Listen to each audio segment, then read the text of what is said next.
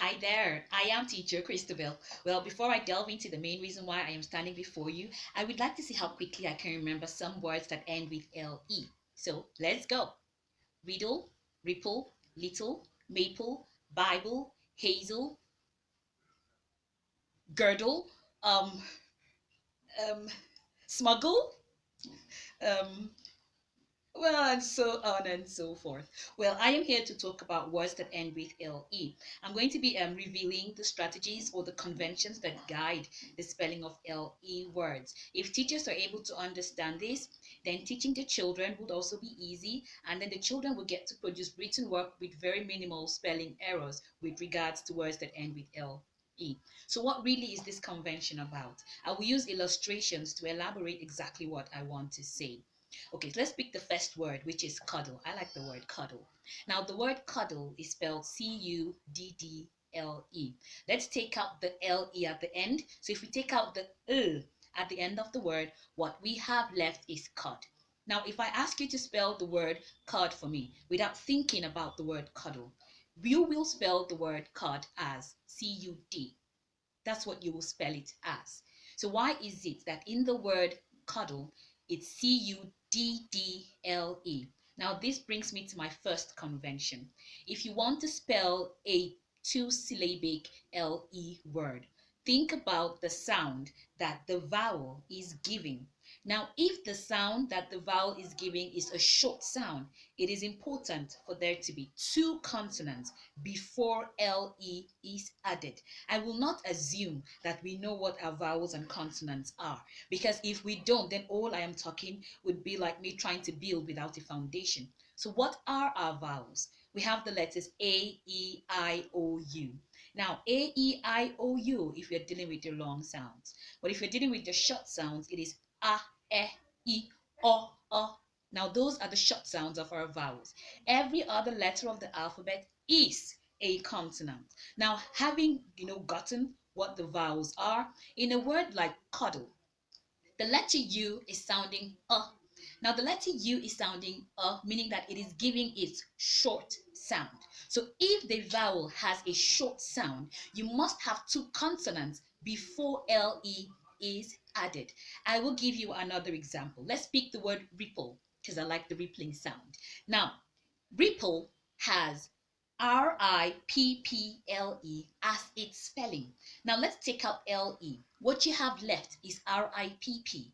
If I ask you to give me the sound of RIPP with consideration for the word ripple, we will all say rip.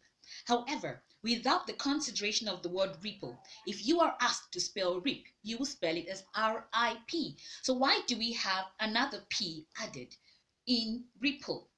The same convention. If the vowel is giving a short sound, you must have two consonants before LE is added. So we have rip, RIP. We want to make it ripple. You repeat the consonant P before adding your LE. This is so that the letter I maintains its short sound. If you do not repeat the last consonant, then what you are going to be spelling is RIPLE. That is not ripple, that is ripple. Because the letter I will no longer maintain its short sound, it will rather change to sound to give off its long sound. So let's pick another illustration. I like the word little. Now, for little, you have Little. Again, take out the LE. What you have is LITT. Now, if I asked you to give me the pronunciation of LITT with consideration for the word little, you would say lit. Now, without the consideration for the word little, if you are asked to spell lit, you would spell it as LIT. So why is there an additional consonant there? It is because for letter I to maintain its short sound I, you must have two consonants. If you do not repeat the consonant, letter I is going to switch to its long sound once you add LE. So LITLE is not little, but little. Now let's think about another word, buckle. Now the word buckle is Buckle. Take out the LE. What's the pronunciation of that word? Buck. Now, with the consideration for buckle, B-U-C-K is buck. Without the consideration for buckle, B-U-C-K is still buck. And don't forget, letter C is a consonant, letter K is a consonant. At this point, please, you do not need to repeat the consonant at the end. Otherwise, you're going to have B-U-C-K-K, and I don't know what you're spelling. So the whole idea is just make sure that you have two consonants after a short vowel sound before you add your L E. If it's a long vowel sound, make sure it is one consonant before you add your LE. And I will still give examples to be clear on what I mean by the second convention that I just stated. Think about the word maple. The word maple is M-A-P-L-E. Take out the L-E, what do you have? M-A-P. With consideration for the word maple, what is M-A-P? Mape. But in actuality, if I asked you what MAP is without the consideration for the word maple, you would say map, is it not? Yes, but because you didn't repeat the P before bringing in the LE, letter A would latch onto its long sound. So what you have is maple. The same thing with ladle. So ladle is L-A-D-L-E. Take out the L-E, you have lad. So why is it that when you have the L-E in there, it is saying ladle? It is because we don't have two consonants before the LE. So what you are going to have is ladle. The same applies to a word like Bible. If you spell Bible, B-I-B-B-L-E, which is what most learners do sometimes, what they have spelled is Bible. So if they really intend to spell Bible, then there has to be one consonant before the LE. I am sure I have made things really clear. But like I always say every time I do a video on spelling, you must understand that these conventions are valid not because they are always applicable, but it is because for the most part, when they are applied, you are likely to get the spelling of the word correct. Now I'm going on to another convention, and it's still related to LE, but this time around, the convention I am going to talk about is also related to spelling words that end with EL. You will find out that LE and EL at the end of many words sound So most learners are also confused on when to use LE or EL. So you find a learner who is capable of spelling the word little with EL, so L-I-T-T-E-L.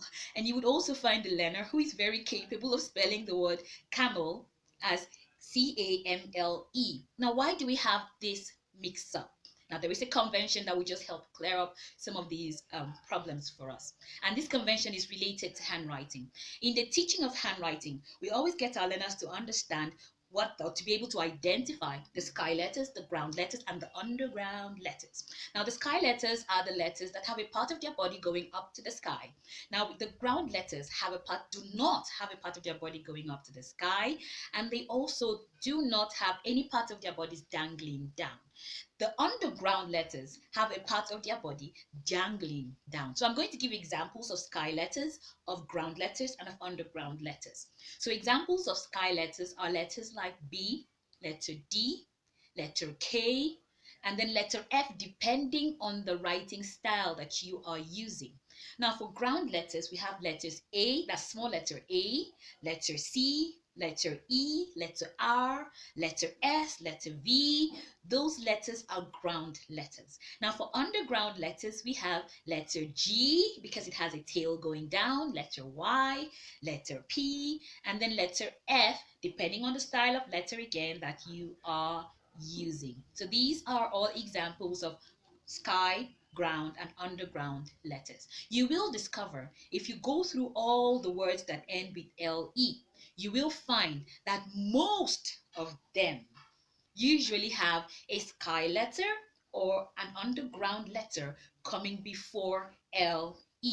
And if um, analyze words that end with EL, you will also see that most of those letters that come before the EL are ground letters. So what this means is that if you have really gotten a grasp of the different types of letters that we have in the letters of the alphabet, then spelling of LE and EL words also gets a little bit easier. I must say this, the rule does not always apply.